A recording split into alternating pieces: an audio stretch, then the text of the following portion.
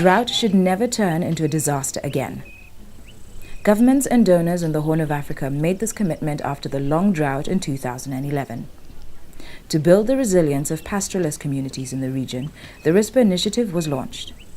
RISPA is funded by the European Union and implemented by the UN's Food and Agricultural Organization and the regional governmental body IGAD. We are very much committed into improving the resilience of the people of the Horn of Africa that have been dealing with conflict, drought, and now with population growth.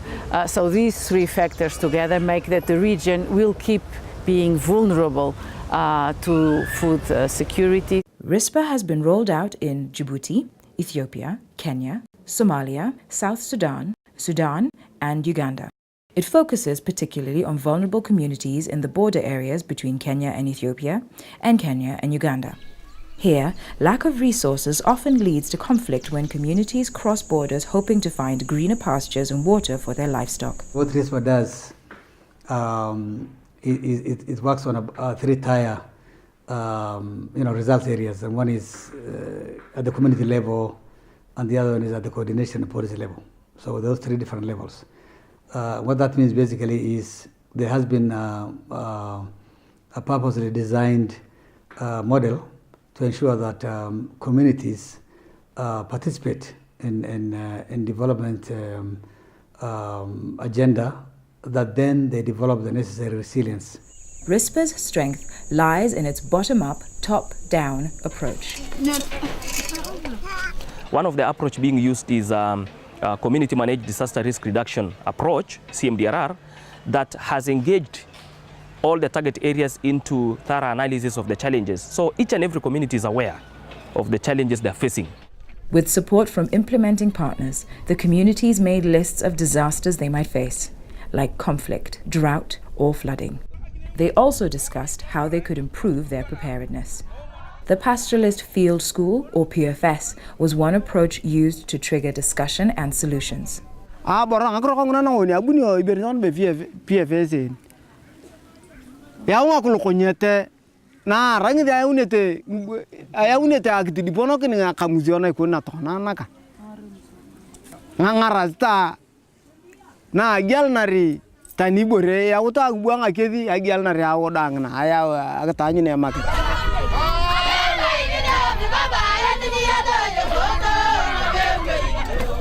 Another approach is the Village Community Bank, or VICOBA.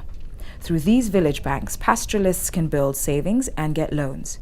It provides alternatives for former cattle raiders like Inuko Ekutan, who used to steal cattle in order to survive.